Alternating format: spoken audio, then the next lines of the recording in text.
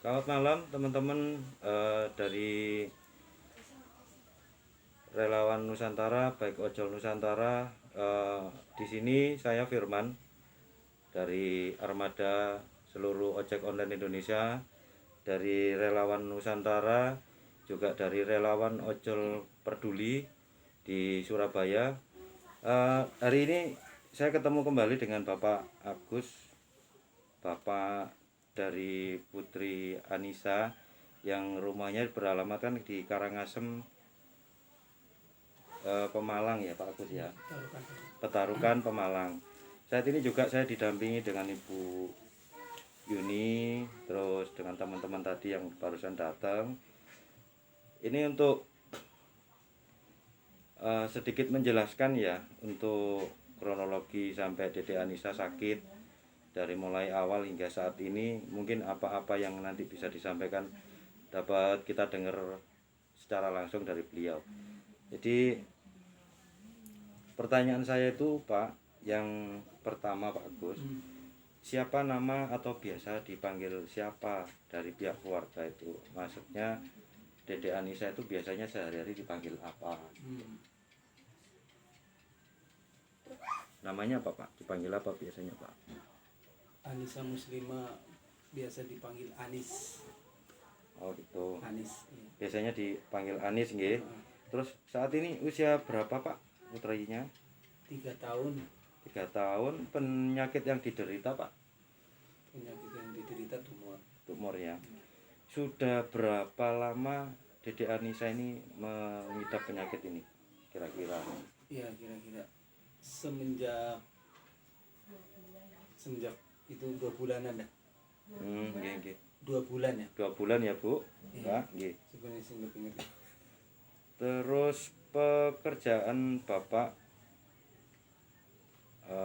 selama ini, dari kita semua tahu ya Pak, ini kan dari ojek online gitu nggih. Terus keluhan finansial saat anak sakit dengan pekerjaan jenengan sebagai ojek online apa Pak keluhannya Pak? Ya jelas terganggu nih. Masalahnya di satu sisi saya harus kerja, di sisi lain saya juga mengkhawatirkan kondisi anak saya. Gitu nggih. Iya. Jadi tidak bisa, istilahnya tidak bisa fokus ya Pak gitu. Terus mungkin Bapak sedikit bisa menceritakan awal keluhan yang dirasakan Dede Anissa pertama untuk seperti itu Pak mungkin. Oh iya. Awalnya keluar benjolan di sini sedikit kecil maksudnya, tapi lama kelamaan membesar dan membesar. Ya akhirnya mengeluarkan darah dari kuping. Telinganya ya Pak. Telinga ya. Telinganya mengeluarkan darah disebabkan karena benjolannya di sini. Kemudian diperiksakan ke dokter, disuruh ke dokter bedah, sempat juga ke dokter spesialis anak, terus disarankan ke dokter bedah. Kemudian kami mendatangi dokter bedah di Rumah Sakit Aru Pekalongan. Berarti ini sudah 2 kali ya Pak? Dua kali operasi. Untuk 2 kali ini berarti masing-masing dibiayai secara umum atau BPJS Pak dua-duanya? Iya. Waktu operasi pertama itu pakai umum karena waktu itu belum bikin BPJS. Kemudian pihak dokter Aro menyarankan bikin BPJS. Nah setelah bikin BPJS aktif kan 2 minggu baru aktif. Nah kemudian baru kami minta rujukan ke Rumah Sakit Karyadi seperti yang disarankan dokter di Rumah Sakit Aru. Terus mohon maaf ini mungkin sedikit pribadi ya Pak, untuk istri Pak Agus atau ibu ini selain sebagai ibu rumah tangga dalam membantu ekonomi keluarga dan kesehatan anak, mungkin apa Pak? Mungkin ibu jualan apa mungkin begitu? Untuk istri saya kayak jualan online. Gitu nggih. Maksudnya kalau ada orderan baru istri saya ngambil. Oh gitu. Dalam bentuk apa Pak? Mungkin makanan atau Jenisnya macam-macam, ada semacam ya makanan juga ada, nggih, nggih, nggih. terus iya semacam kecantikan barang. Ya, berarti sesuai seperti yang dibutuhkan aja gitu Iya. nggih. Tapi sifatnya selama ini hanya melayani online dulu. Ngoten Iya. nggih. Baik Pak Agus, untuk keluhan yang pertama Pak pada waktu Dedek Anissa ketahuan sakit itu yang diutarakan sama Dedek Anissa apa keluhan pertama waktu itu Pak? Mungkin gatal, panas atau sakit mana gitu mungkin. Ya. Keluhannya waktu pertama Nggih, pertama itu panas dalam. panas dalam ya. Panas dalam. Keluhannya ya kayak semacam meriang itulah. Yang terberat saat itu Pak, keluhan yang terberat sampai akhirnya kedua orang tua ini Oh, punya inisiatif seperti itu mungkin Pak. dia kesakitan. Ini. Anissa kesakitan, itu mungkin keluhan yang terberat ya, baru kami panik dan dibawa ke dokter. Berarti kesakitannya di bagian belakang telinga nggih untuk saat itu ya. Terus minta maaf Agus, tadi sudah Bapak Agus sampaikan untuk yang berobat pertama dan kedua. Cuman bentuk ikhtiarnya Bapak bawa ke rumah sakit apa aja pada waktu yang pertama dan kedua itu Pak? Maksudnya Yang untuk pengobatan pertama Dedek itu di rumah sakit apa? Mungkin yang kedua juga apa gitu Pak mungkin. waktu pemeriksaan pertama di dokter umum, Nggih. terus pemeriksaan kedua di dokter spesialis anak, Nggih. terus yang ketiganya yaitu ke Rumah sakit Karyadi ya setelah rumah sakit Aru. rumah sakit Aru Pekalongan. Iya. Nggih. Terus Pak Terus diambil tindakan operasi di rumah sakit Aru Pekalongan, itu operasi pertama Anissa. nggih. Terus sedikit untuk membahas perkara keuangan ya Pak gitu. Selama pengobatan awal hingga sekarang Bapak Ibu mengandalkan biaya dari mana saja? Mungkin minjem atau gimana Pak? Mungkin bisa diceritakan atau nggih. Kalau buat untuk apa biaya Nggih, dari awal mungkin. dari Nggih. awal Nggih. sampai operasi pertama ya terus terang kami kebanyakan minjem dari tetangga Nggih. sampai dirujuk ke rumah sakit Semarang Karyadi. Kami pun bekalnya ya Nggih. terus terang pinjam. Nggih, nggih, nggih Pak. Nggih. Jadi setelah hal itu tadi kira-kira tindakan apa yang kedepannya kira-kira menurut Bapak atau arahan dari dokter yang kira-kira diperlukan untuk Dedek Anissa apa Pak tindakannya? Mungkin disarankan untuk operasi kembali atau yang tadi mungkin sempat Bapak ceritakan kan baru Bapak ceritakan ke saya belum seperti ini bentuknya, mungkin biar teman-teman yang lain tahu gitu Pak Agus. Mungkin harus kemo atau apa begitu Pak mungkin. Untuk kedepannya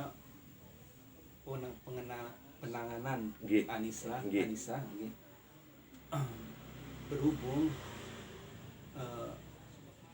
apa hasil labnya operasi kemarin belum keluar, jadi belum ada tindakan. Tapi kata Pak Dokter suatu kontrol pertama itu kemungkinan bisa terapi kemo, bisa juga diangkat lagi atau dioperasi lagi. Nggih. Intinya menunggu hasil Laboratorium itu. Nggih. Tapi itu tentu juga diceritakan beliau seperti itu. Mungkin Pak Agus dan Ibu mungkin sudah sedikit diceritai mungkin dampaknya atau kepanjangannya nanti seperti apa penanganannya lebih lanjut setelah hal 2 itu tadi ya Pak ya. Jadi intinya semua menunggu hasil laboratorium saja. Ngoten nggih. Nyun sewu, ada lagi Pak, kembali lagi.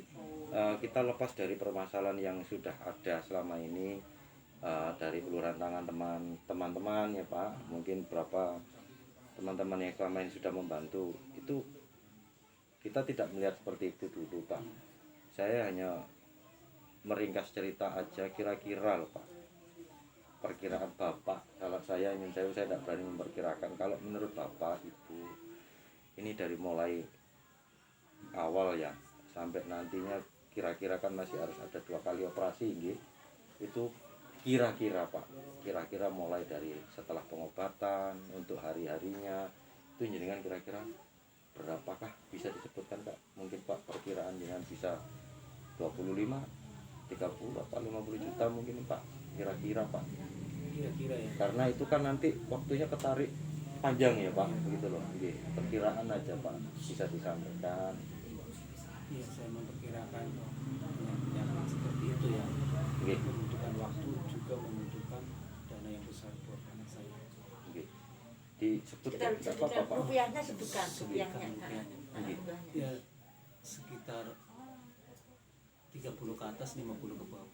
Gitu ya. Jadi kita buat aja bulat, berarti estimasi kita 50 sampai 60 ya Pak. Mungkin. Iya. Karena begini Pak. Perlu saya tambahkan teman-teman di sini, mohon maaf saya juga mohon maaf dulu ya Pak Agus. Jadi kemungkinan saya belum lihat semuanya ke dalam rumah ini. Cuma kalau harapan saya sekali lagi mohon maaf, mungkin saya mendului Pak Agus. Saya seperti Dede Anissa ini perlu Pak tempat yang mungkin diberi tempat yang lebih. Inilah Pak maksud saya untuk mungkin Bapak nanti, makanya perlu biaya perkiraan itu kan nanti jangka panjang gitu Pak. Mungkin perlu tempat tidur yang layak, dan terus kamar ini biar enggak dibuatkan kamar lagi mungkin atau apa begitu Pak maksudnya. Jadi kita buat global, jangan disuruh menyebutkan tadi seperti itu. Jadi teman-teman nanti yang akan berdonasi baik dari teman-teman driver online atau orang-orang yang baik di luar sana mungkin bisa meringankan semua beban yang mungkin Bapak sama Ibu saat ini perlukan. Terus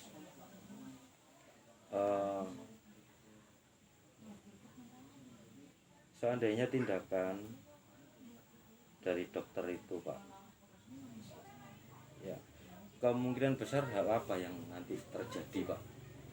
Misalnya nanti pengangkatan kembali atau nanti terjadi kemoterapi itu apa sempat diceritakan Pak sama dokter? Iya. Dampaknya itu Pak. Oh, kalau dampaknya sih belum diceritakan. Belum ya? Iya, saya juga nggak ngerti. Misalnya di kemo itu dampaknya seperti apa buat Anissa, saya belum tahu. Ya, jadi untuk yang itu tadi Pak, yang baru saya tanyakan nanti pada waktu kontrol itu alangkah baiknya dipertanyakan langsung. Jadi kenapa harus begitu nanti? Soalnya di rumah Bapak, Ibu sendiri dan keluarga yang lain harus benar-benar sudah siap gitu Pak, sudah siap apa kayak untuk tempat tidur atau apapun. Nah ini kayaknya kalau saya lihat kan sudah bagi-bagi tugas ya Pak. Bagi-bagi tugas, Ibu harus begini, jangan harus begitu, saudara yang lain begitu.